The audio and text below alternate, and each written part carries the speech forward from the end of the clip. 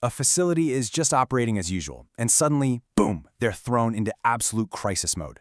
Routine testing reveals a pathogen-positive result directly in their finished product. I mean, this is the ultimate red flag in food safety, right? It immediately launches an urgent, all-hands-on-deck investigation. Because if a pathogen has actually made it into the finished product, the facility's defenses have entirely failed. But, it also brings up a really important point about how we view testing in the first place. Now let's break down a really critical misconception here. You might think, hey, if we test the finished product, we're totally safe, right? Well, not exactly. We have to understand that microorganisms might not be distributed homogeneously in the product. That is why finished product testing might not be reliable by itself only. You could test one batch and find absolutely nothing, while the very next batch is highly contaminated simply because the bacteria was only present in one specific, isolated area of the production run. This perfectly illustrates why relying solely on testing creates a massive false sense of security. Finished product testing is entirely reactive. You're only finding out about a problem after it's already happened and the product is ready to go. On the flip side, proactive prevention through environmental controls is always the superior approach. You really want to control the environment so the pathogen literally never even has the chance to get near the food stream. So, knowing they have a critical breach, the food safety team hits the factory floor like real detectives. They don't just sit behind a desk. They get right out there. They're taking multiple environmental swabs all over the facility. They're meticulously reviewing maintenance and sanitation records. But most importantly, they closely observe how employees actually work, move, and clean in real time. They're desperately looking for the exact mechanism of transfer, like how did the pathogen actually get into the product? And during these observations, they make a horrifying discovery. They see employees using compressed air to clean the facility floors. This is a massive red flag. Compressed air, don't use it during cleaning. When used, it spreads the pathogens from the floor onto the equipment. It doesn't actually remove the soil or bacteria at all. It just aerosolizes it, blasting whatever was on the floor directly up into the air and right onto those sensitive food contact surfaces.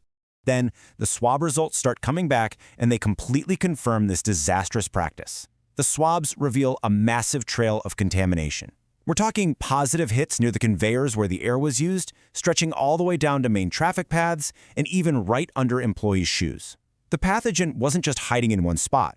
The floor itself had essentially become a giant reservoir for the bacteria, and the compressed air was the delivery system shooting it everywhere. But the map of positive swabs showed even more vectors. Carts are constantly being pushed around a facility, right? And that is how the casters got contaminated in floor cleaning tools, because they got in contact with that contaminated floor. Just think about it. A cart rolls through a contaminated zone, the wheels pick up the bacteria, and then that cart gets pushed right into a completely clean zone, spreading this invisible threat literally everywhere it goes.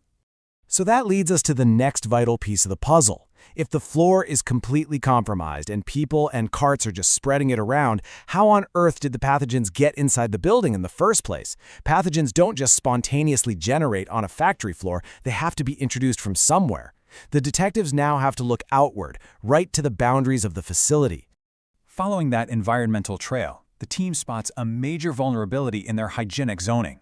They observe employees walking directly into ready-to-eat production areas, which, by the way, should be the most fiercely protected zones in the entire plant, straight from exterior doors. There's no transition, there's no buffer zone. It's just outside world, open the door, sensitive food area. This brings us to a really critical concept, hurdles. We absolutely need to establish hurdles at these transition doors, because currently at this facility, there's absolutely nothing stopping the contamination from walking right in. No hand-washing stations, no foot sanitizing baths, no shoe-changing benches.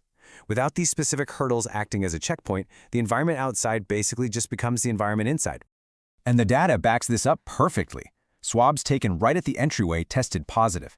And when people enter the plant via a door with no hurdles, they carry these pathogens from outside to inside the plant. Every single employee walking through that unprotected door was unknowingly acting as a sort of Trojan horse, bringing microscopic contaminants on the bottom of their shoes directly onto the production floor. Okay, so we know how it's getting in the door, but we still aren't at the very bottom of this mystery. Let's move to the parking lot and see how this builds to the ultimate root cause of our pathogen problem. Why is the ground directly outside the employee entrance so heavily contaminated with dangerous pathogens to begin with? The team heads outside to find out. And what they find outside is a textbook recipe for a biological hazard. The exterior of the plant has overflowing trash with leftover lunch and drinks, open trash compactors, and all of these attract birds and other pests. It was essentially an all-you-can-eat buffet for local wildlife, right next to the very door where employees walk in to make food.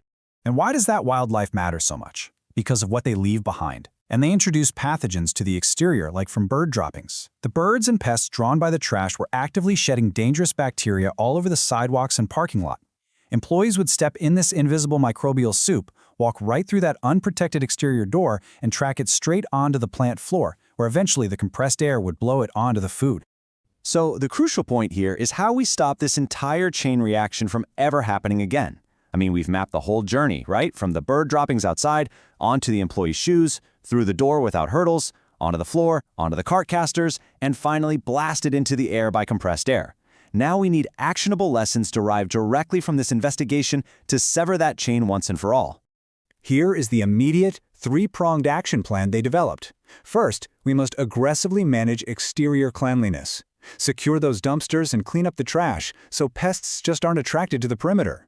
Second, we must implement strict hurdles at all transition doors to stop contaminants in their tracks.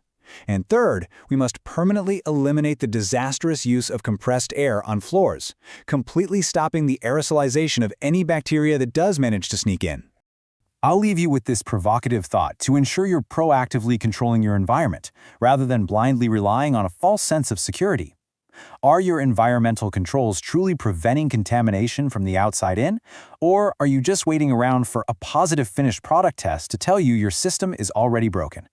Thanks for joining me on this explainer. Stay curious and keep looking for those hidden connections.